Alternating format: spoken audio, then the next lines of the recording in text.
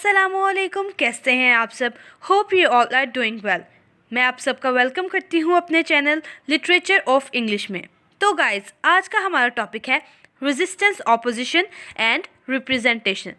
Resistance, opposition and representation में जो हम लोगों को बात सीखने को मिलेगी वो ये है कि क्लोनाइजर्स ने जब कलोनलिज्म चल रहा था तो क्लोनाइज को किस तरह से मिस इंटरप्रेट किया था, उनको बारे में नेगेटिव कॉनोटेशंस फैलाई थी, उनके बारे में बताया था कि ये जो हैं इन्फीरियर लोग हैं, ये अनसिविलाइज्ड हैं, ये बारबेरिक हैं, ये एग्जॉटिक हैं। ये सारी बातें क्लोनाइजर्स ने की थी कलोनलिज्म के दौरान। लेकिन जब पोस्ट कलोनलिज्म आया और क्लोनाइज जितने भी लोग थे उन्होंने रीराइट करना शुरू किया, दोबारा लिखना शुरू किया, तो उन्होंने अपने बारे में बताया कि क्लोनाइजर्स ने जितने भी नेगेटिव इम्पैक्ट है ना वो शो किया हुआ है हम क्लोनाइज पीपल्स के बारे में, हालांकि ऐसी कोई बात नहीं है। तो रेजिस्टेंस, ऑपोजिशन एंड रिप्रेजेंटेशन में हम लोगों को यही बात सीखने को मिलेगी कि किस तरह से क्लोनाइज्ड पीपल रेजिस्ट करते हैं क्लोनाइजर्स के ख़िलाफ़ और रिप्रेजेंट करते हैं अपने आप को कि उनका जो है कल्चर कितना अच्छा था, उनकी लैंग्वेज कितनी अच्छी थी और उनकी सारी आइडेंटिटी किस तरह की थी, बजाय इसके कि वो क्लोनाइजर्स की शो करें। तो मैं बताती हूँ आप लोगों को। Firstly, resistance means to react against colonizers. ठीक है, रेजिस्टेंस का क्या मतलब होगा इस ऐसे में कि रेजिस्टेंस क्या शो करती है जी, रिएक्ट अगेंस्ट क्लोनाइजर्स, के क्लोनाइजर्स के खिलाफ ये लोग क्या कर रहे हैं, रेजिस्ट कर रहे हैं। और the second word is representation. Representation means the representation of colonized, के क्लोनाइज्ड लोगों ने अपने आप को किस तरह से रिप्रेजेंट किया है। ठीक है, it represent an indigenous people और how it reacts to the oppressing colonizers. ये किस चीज़ को शो करते हैं, इंडिजिनस पीपल जो कि वहाँ के बशिंदे होते हैं, रहने वाले जो ऑलरेडी वहाँ पर मौजूद लोग थे। And how it reacts to the oppressing colonizers, के उन्होंने किस तरह से ऑप्रेस किया था क्लोनाइज पीपल को, किसने जी, क्लोनाइजर्स ने। अब रेजिस्टेंस, ऑपोजिशन एंड रिप्रेजेंटेशन को समझने से पहले हम लोगों को इसके 4 मॉडल्स के बारे में पता होना चाहिए। ठीक है, इसमें 4 मॉडल्स आते हैं जो बेसिकली बताते हैं कि ये मेन टॉपिक किससे रिलेटेड है। मैं आपको मैं टॉपिक के बारे में बताती हूँ जो कि है resistance as rewriting colonial narrative.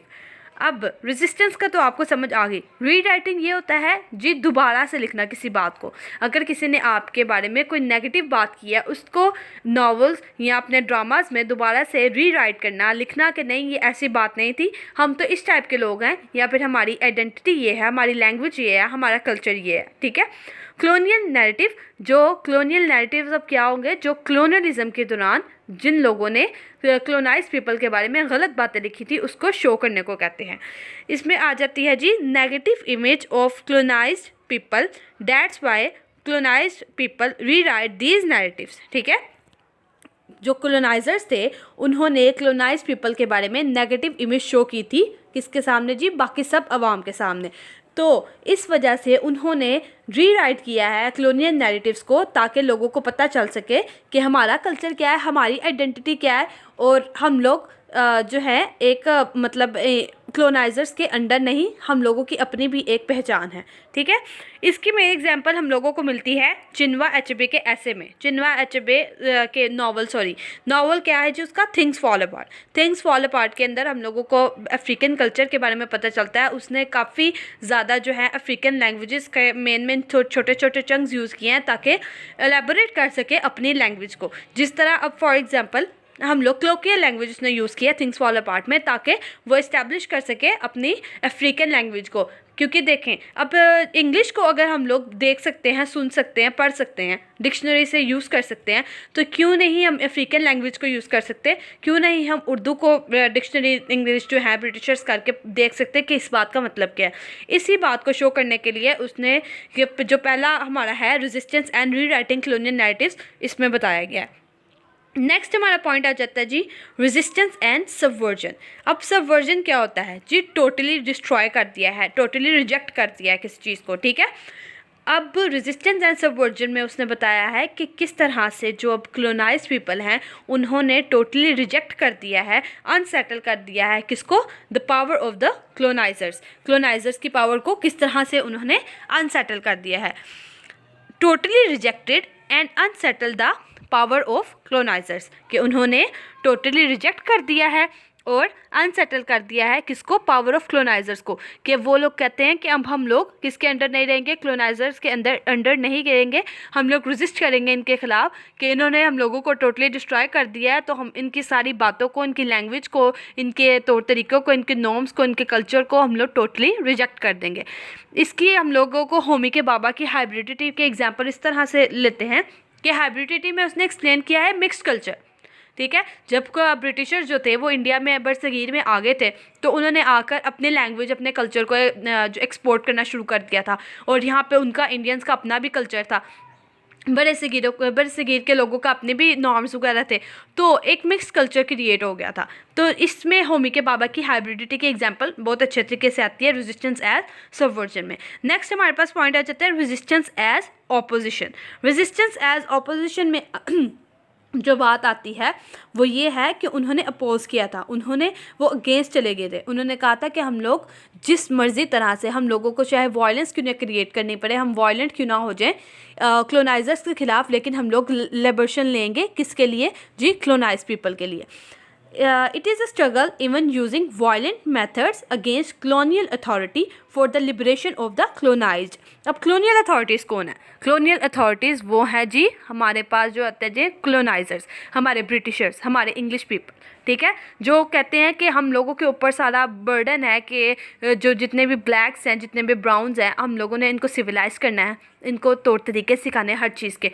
उन्होंने कहा, फिर क्लोनाइज जो थे वो आगे थे, ऑपोजिट हो गए थे इस बात के, और उन्होंने रेजिस्ट कर लिया था कि हम लोग भी इनको बताएंगे कि हमारा मेथड क्या है, हमारा तौर तरीका क्या है, चाहे हम लोगों को वायलेंट क्यों ना होना पड़े, किसके साथ, क्लोनाइजर्स के साथ। इसमें हम लोगों को फ्रांस फैनन की जो थ्योरी है वायलेंस के बारे में, कि उसने कहा था कि France Fanon use violence against colonial powers, कि उसने कहा था चाहे हम लोगों को कलोनियल पावर्स के खिलाफ वायलेंस ही क्यों ना यूज़ करनी पड़े, हम लोग करेंगे और अपने लिए एक अलग स्टेट का मुतालबा करेंगे, ठीक है। नेक्स्ट आ जाती है जी रेजिस्टेंस एज ट्रांसफॉर्मेशन। ट्रांसफॉर्मेशन से साबित हो रहा है कि अपने आप को ट्रांसफॉर्म करना, अपने कल्चर को एक्सपोर्ट करना, अपने चीज़ों के बारे में बताना कि हम लोग एक सिविलाइज्ड नेशन है, ठीक है। इसके बारे में बताने को कहते हैं जी resistance as transformation. Justice to change the situation of marginalized group. Marginalized group कौन है? क्लोनाइज्ड पीपल, ऑप्रेस्ड पीपल, जिन पर बहुत ज़्यादा जुल्म सितम किया गया है, जिनको हमेशा रूलिंग जो है कंट्रीज़, ये कॉलोनाइज़र जो हैं उन्होंने अपने अंडर रखा है, और हमेशा यही कहा है कि आप क्या हो जी, क्लोनाइज्ड हो, आप लोग क्लोनाइजर्स के अंडर हो, आप इन्फीरियर हो, आप लोग अनसिविलाइज हो, आप बारबेरिक हो, आप एक्जॉटिक हो, आप लोगों को किसी चीज़ का कुछ पता नहीं है। तो उन्होंने अपने आप को ट्रांसफॉर्म किया है, किस लिए जी? Justice to change the situation of marginalized group, कि हम लोग इंसाफ लेंगे, हम अपनी सिचुएशन को चेंज करेंगे और हम इन लोगों को बताएंगे, रिप्रेजेंट करेंगे कि we indigenous culture with the language of empire serves as another form of colonization, कि हमारी जो है लैंग्वेज और इंडिजिनस कल्चर ये सब कुछ शो करता है कि हम लोग कॉलोनाइजेशन के अंदर एक अलग, मतलब जिन्होंने हम लोगों को कॉलोनाइज़ किया हुआ था, हम लोग उनसे डिफरेंट है, हम लोगों की एक पहचान है, हमारी एक अपनी आइडेंटिटी है, हमारी एक अपनी शनाख्त है, ठीक है। ये सब कुछ उसने एक्सप्लोर किया है किसमें? रेजिस्टेंस ऑपोजिशन एंड रिप्रेजेंटेशन में। सारे राइटर्स के बारे में, जिस तरह हमारे पास एडवर्ड सईद आ गया, जिस तरह फ्रांस फैनन आ गया, जिस तरह होमी के बाबा आ गया, इन सब ने, ये सारे कौन से हैं? Post colonial writers. Post colonial जितने भी थेरिस्ट हैं उन्होंने किसके अगेंस्ट लिखा है जी? कलोनियलिज्म के अगेंस्ट, और उन्होंने बताया है कि उस टाइम पर लोगों के साथ क्या क्या हुआ था, और इस चीज़ को उन्होंने रीराइट किया है ताकि बता सकें कि जो नेगेटिव कॉनोटेशन से, जो नेगेटिव इमेज एक क्रिएट किया गया है लोगों के सामने क्लोनाइज पीपल का, उसको दूर किया जा सके।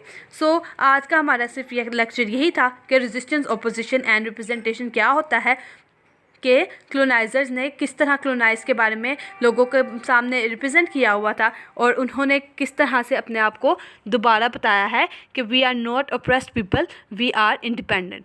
तो आज का हमारा लेक्चर यही था। होप सो कि आप लोगों को समझ आ गई होगी। Thank you so much.